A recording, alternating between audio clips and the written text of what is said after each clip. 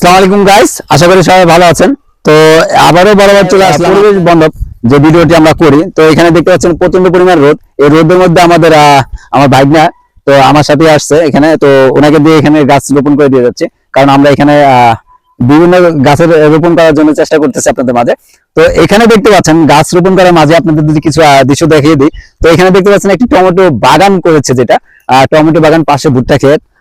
গ্রাম অঞ্চল তো গ্রাম অঞ্চলে তো এখানে দেখেন টমেটো গুলো পেকে গেছে। আপনারা যে টমেটো বাজারে এখন 30 টাকা হইতে 40 টাকা করে কেজি খাচ্ছেন, সেই টমেটো কিন্তু এখানে আপনারা অনেক কম দামে, ঠিক আছে। তো আমার মনে হয় যত সম্ভব এখানে 10 টাকা কেজি হতে পারে। আর এখানে দেখতে পাচ্ছেন পিছনে এই যে আমার আরেকটি মামতো ভাই যাকে দেখাচ্ছে, ওই যে পিছনে দেখেন টমেটো অলরেডি ছিঁড়ে খাচ্ছে। রোজা আছি দেখে আমরা আর কি টমেটো এখান থেকে খাইতে পারতেছি না, যেহেতু আমরা রোজা আছি। তো এখানে আপনার আমার মামতো ভাই অলরেডি টমেটো ছিঁড়ে খাচ্ছে, খাও গুড। তো এখানে আমাদের ভাইমা অলরেডি, মামা এত মাটি খুঁড়ে রাখবে না, তো অনেক খুঁড়ে ফেলছে। তো মামা কথায় কথায় অনেক মাটি খুঁড়ে ফেলছে। তো মামা এখানে কি গাছটি দেওয়া যায়, এখানে আরেকটি কাঁঠাল গাছের চারা দিয়ে দিই, তুমি রোপণ করে দিয়ে যাও। ইনশাল্লাহ যার গাছটি সুন্দর হয়, দুজোটা না হয় এটা হবে ইনশাল্লাহ, একটা না একটা গাছ হইতে হবে, আল্লাহ রহমতে করুক।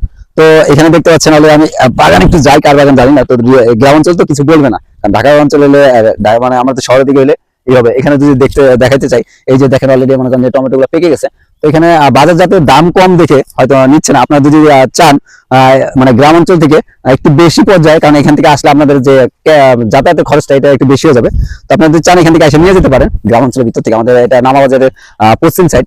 তো এখানে সব যে গাছটি ছিল কাঁঠাল গাছের চারা, তো এখানে আমার মামা গাছটি এখানে রোপণ করে দিয়েছে অলরেডি। এখানে পানি দিয়ে দেবে আমাদের রিয়াজ ভাই। তো এখানে উনি যে বাড়ি করতেছে এখানে যত্ন করবে, এখানে থাকবে ওনারা। তো এখানে ইনশাল্লাহ সবাইকে বেশি বেশি গাছ রোপণ করবেন।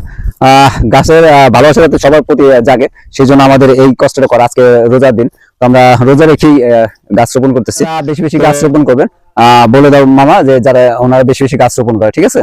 তো আপনারা বেশি বেশি গাছ রোপণ করেন, সুন্দর একটি দেশ গড়বেন। দেশ গড়ার প্রত্যাশায় আপনাদের মাঝে আসে। তো সবাই ভালো থাকবেন, সুস্থ থাকবেন। খুদা হাফেজ, আসসালামু আলাইকুম।